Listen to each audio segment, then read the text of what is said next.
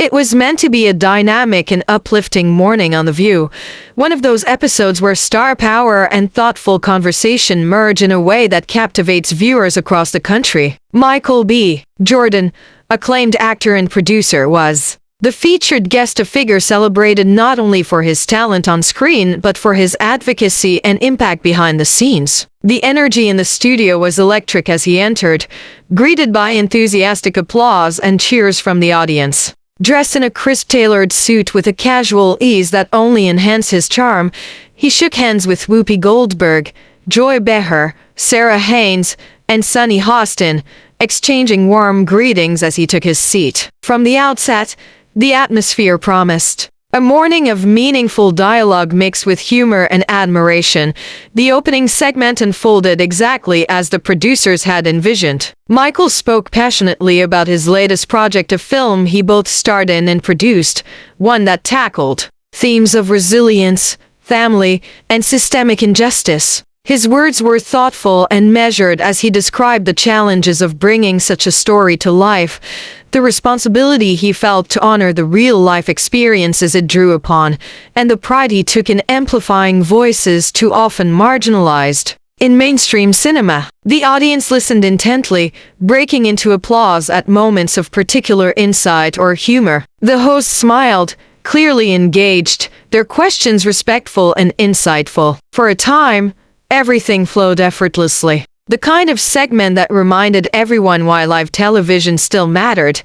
But as so often happens on The View, the conversation began to shift. With characteristic depth, Sunny Hostin steered the dialogue toward the broader social issues at the heart of Michael's film. She raised thoughtful but challenging questions about celebrity activism and the responsibilities of public figures who choose to speak on matters of race, inequality, and justice. Her tone was respectful but firm, her words inviting reflection and honesty. Michael, at first, welcomed the direction, speaking candidly about the balance he tried to strike between his public platform and private convictions, the tightrope walk of advocacy in the spotlight, and the personal stakes involved in the causes he championed.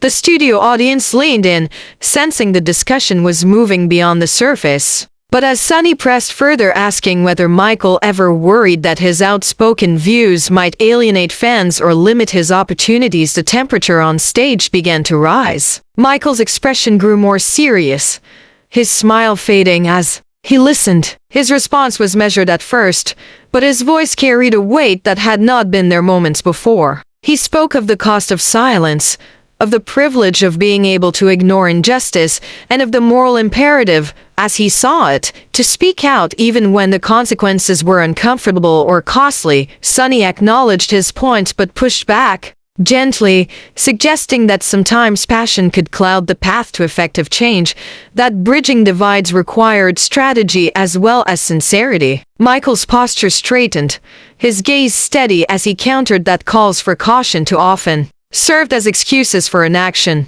His words came faster now, his tone edged with frustration as he spoke of communities left behind, of promises unfulfilled, of the weariness of waiting for gradual change while injustice persisted. The audience, sensing the tension, fell quiet, their earlier laughter and applause replaced by an almost breathless anticipation of what would come next.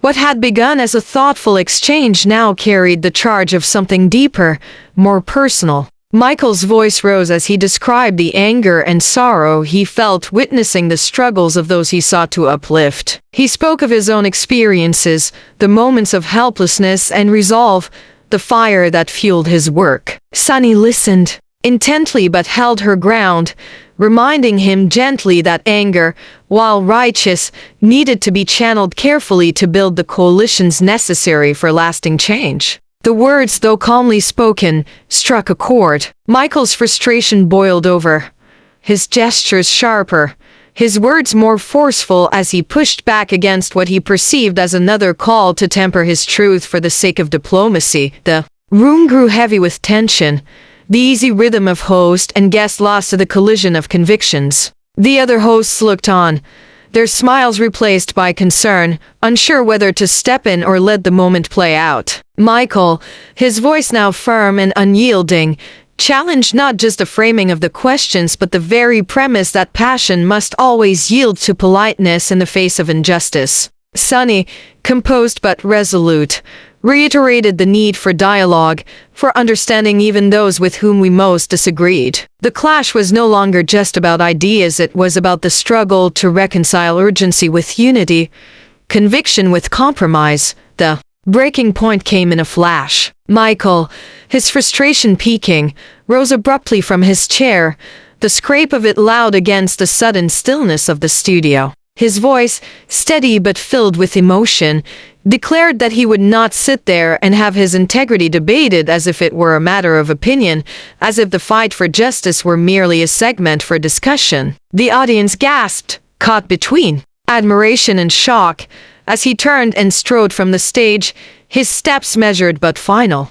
The cameras tried to follow, but producers quickly cut to commercial, the familiar music jarring against the tension that still lingered like a storm cloud in the room. When the show returned, the mood was subdued. Stephen addressed the moment directly, expressing respect for Michael's passion and regret that the conversation had ended in confrontation. The remainder of the episode unfolded in a quieter tone, the hosts reflective, the audience polite but subdued. Online, the incident exploded into public discourse. Clips of Michael's walk-off went viral within minutes, sparking debate across social media, news outlets, and commentary shows. Some hailed him as a hero for standing by his convictions, for refusing to let his truth be softened or questioned. Others praised Sunny for her composure, for trying to steer a difficult conversation toward common ground. In the days that followed, both Michael and Sunny spoke publicly about the clash. Michael, in an interview, stood by his words, expressing regret for the abruptness of his exit but reaffirming his commitment to speaking out, no matter the cost. Sunny reflected on the exchange in a later broadcast, praising Michael's dedication, while lamenting that passion and dialogue had collided rather than converged. Behind the scenes, those who had been present spoke of the intensity of the moment, of the reminder that live television can still surprise, challenge, and move viewers in unexpected ways. And so, the morning Michael B. Jordan walked off The View became more than just a headline. It became a moment that crystallized the challenges of our time, the difficulty of balancing conviction with conversation, the tension between speaking truth and building bridges, the struggle to find unity in a world too often divided. 4. Those who watched it unfold, whether in the studio or from their homes, it was a moment they would not soon forget, a reminder of the power and the peril of speaking from the heart in the public square.